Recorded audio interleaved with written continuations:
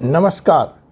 Force is supreme law partner के इस नए कानूनी एपिसोड में मैं एडवोकेट डॉक्टर अजय कुमार पांडे आप सबका स्वागत करता हूं। जी हां, आज का मुकदमा थोड़ा लीक से अलग हट करके है, बड़ा इंटरेस्ट है, जुड़ा तो कानून के मसले से ही है। एक सवाल देता हूं आपको, क्या अपराध की दुनिया में, क्राइम की दुनिया में ऐसा संभव है कि एक अपराधी जिसके ऊपर मुकदमे सैकड़ों में नहीं हजारों में हों, उनमें वह 90 बार से ज़्यादा जेल गया हो, उसका अपना एक लंबा चौड़ा अपराध का इतिहास रहा हो, वो जज की कुर्सी पे काबिज हो सकता है?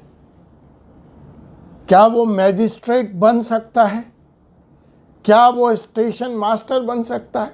मतलब ये सब बड़े जिम्मेवारी वाले पद हैं और कितना भारी कंपटीशन होता है, आप उससे वाकिफ़ हैं। लेकिन एक चोर, एक अपराधी इन सारे जिम्मेवार पोस्ट पर न सिर्फ काबिज होता है, महीनों महीनों सालों साल नौकरी करता है, और तो और वो जो अपराधी है वहाँ पर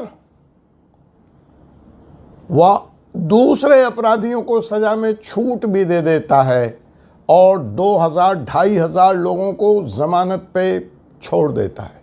जी हाँ, यही किस्सा लेकर आज मैं एपिसोड में आपके सामने उपस्थित हूँ। जिस सातिर अपराधी का नाम है धनी राम मित्तल, जो कि हरियाणा से ताल्लुक़ रखते हैं और अपराध और जराइम की दुनिया में ठगों के बादशाह, ठगी के सरताज चार्ल्स शोभराज और नटवर लाल जैसे लोगों के कारनामों की एक बार फिर से याद दिला देते हैं। जी हाँ, ये धनी राम मित्तल पिछले कुछ दिन पहले 78 वर्ष की अवस्था में इस दुनिया से प्रस्थान कर गए। निगम बोध घाट पर इनके बच्चों ने, इनके परिवार वालों ने इनको मुखाग्नि दी, लेकिन जाते जाते भी अपने पीछे ये किस्सों और अपराध की किंवदंतियों की एक लंबी श्रृंखला छोड़ गए। ये वो शख्स हैं, ये वो अपराधी हैं जिनकी कमजोरी लग्जरी कार थी। ये लग्जरी कारों की चोरी किया करते थे, फिर उसका कागज़ बनवाया करते थे और उसको फिर बेचकर शान और शौकत की ज़िंदगी जीते थे। जी हाँ जनाब, और ये लग्जरी कार इनका व्यसन, इनका पैशन, इनका अपराध रहा और इस पूरे काम में इनका साथ देते थे 100 लोगों से भी ज़्यादा पढ़े लिखों की लंबी फौज। और इनके जो अपराध का दायरा था या क्षेत्र था, वह न सिर्फ दिल्ली तक सीमित था, बल्कि ये गाड़ियाँ उठाने का काम हरियाणा, चंडीगढ़, पंजाब, राजस्थान तमाम जगहों पर किया करते थे। और तो और जो इन्होंने पहली वारदात को अंजाम दिया, वह झज्जर कोर्ट में ही अंजाम दिया। झज्जर कोर्ट की पार्किंग से 1964 में, जहाँ तक मुझे स्मरण है, इन्होंने पहली गाड़ी उठाई। और जी हाँ, वो जो सिलसिला शुरू हुआ वो बदस्तूर मौत के थोड़े दिन पहले तक जारी रहा। सिलसिला इसलिए नहीं रुका कि इनके मन में कोई परिवर्तन आ गया, पुलिस या कानून का कोई डर हो गया, उम्र कम बढ़ गई थी, काम नहीं कर पाते थे, इसलिए ये अपराध से थोड़े दिन के लिए रेस्ट पोजीशन में थे। और इनकी बढ़ती उम्र के कारण गिरोह के साथियों ने भी इनका साथ छोड़ दिया। अभी अभी एक खबर आई थी कि तिहाड़ जेल के सामने से अपराधी, जो लोग मुलाकात करने जाते हैं, जिनके परिजन तिहाड़ जेल में बंद हैं, उनसे, तो बिल्कुल तिहाड़ जेल की पार्किंग से यह दुस्साहसी अपराधी सामान गायब कर लेता है। तो लोगों ने कहा बड़ा दुस्साहसी है। तो यह जो सातिर चोर है धनी राम मित्तल, यह भी कोर्ट की कंपाउंड से ही अपराधों को अंजाम दिया करते थे और फिर तो देखते देखते पूरा दिल्ली और आसपास का इलाका इनकी गिरफ्त में आ गया। जो लंबी चौड़ी अपराधों की लिस्ट है इनके नाम, उसमें थेफ्ट तो है ही गाड़ियों का, धोखाधड़ी है, जालसाजी है, हाँ पेपरों के साथ खिलवाड़ है, जाली पेपर बनाना है। तो ऐसे करीब 1000 से ज़्यादा मामले में ये सीधे तौर पर संलिप्त रहे। और जिस झज्जर की अदालत से इन्होंने पहली गाड़ी उठाई थी, उसी अदालत में ये जनाब एडिशनल सिविल जज बनकर सेवाएं भी प्रदान करी। 2 महीने तक ये उस कुर्सी पर काबिज रहे, मुकदमों की सुनवाई करते रहे, लोगों को छूट देते रहे, रिलीफ देते रहे और 2500 से ज़्यादा रादर 2740 लोगों को इन्होंने ज़मानत दी। पूरे ज़िले में इनकी धाक जम गई, जेल में चर्चा होने लगी, क्या बढ़िया जज आया है, क्या त्वरित न्याय करता है। लेकिन जब भेद खुला कि यह जज तो खुद चोर है और जालसाजी के कारनामे को अंजाम देकर असली जज को छुट्टी पर भेजकर उसकी कुर्सी पर काबिज हो गया।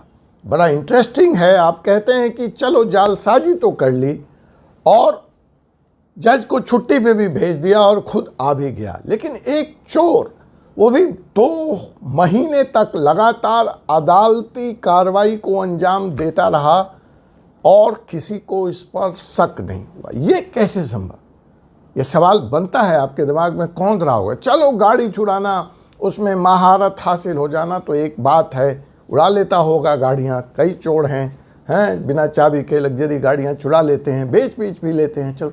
बट यार जज जैसा स्पेशलाइज काम है, अपराधों की सुनवाई करना, 2 वकील खड़े हैं, सरकारी वकील साहब खड़े हैं, पब्लिक प्रोसिक्यूटर खड़े हैं, और तो और समझिए पुलिस वाले भी वहाँ हैं, और उनके सामने कितना दुस्साहस और कितना सातिराना, मतलब वो कला देखिए कि जिस कला से ये गाड़ियाँ छुलाता है उसी कला से ये अदालत भी चलाता है, और लोग इसकी सफाई को पकड़ नहीं पाते। तो जी हाँ, जज वाली बात मैं करूँगा, उसके पहले बता दूँ कि ये इतना सातिर चोर था कि इन्हीं जाली कागज़ों के आधार पर रेलवे में स्टेशन मास्टर की नौकरी भी कर बैठा।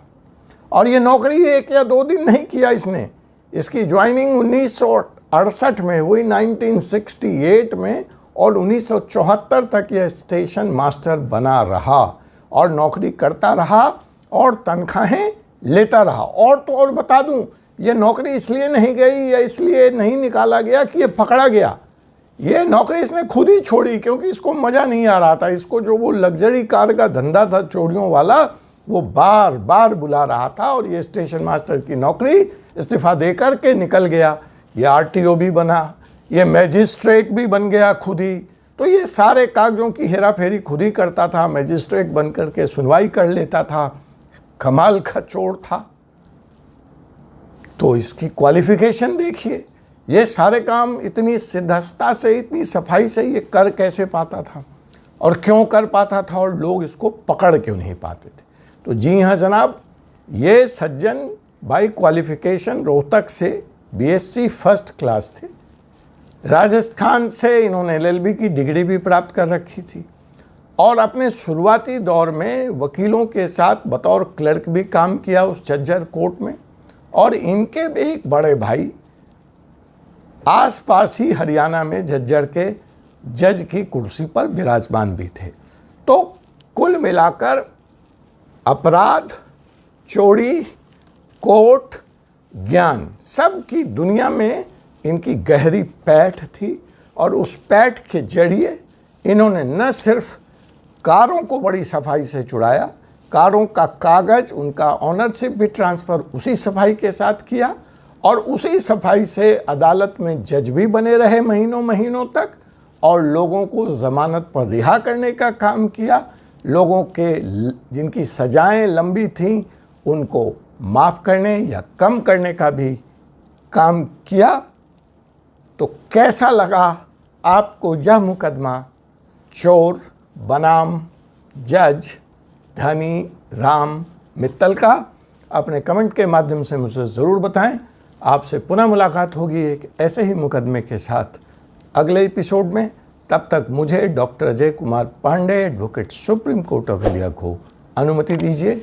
जय हिंद, जय भारत।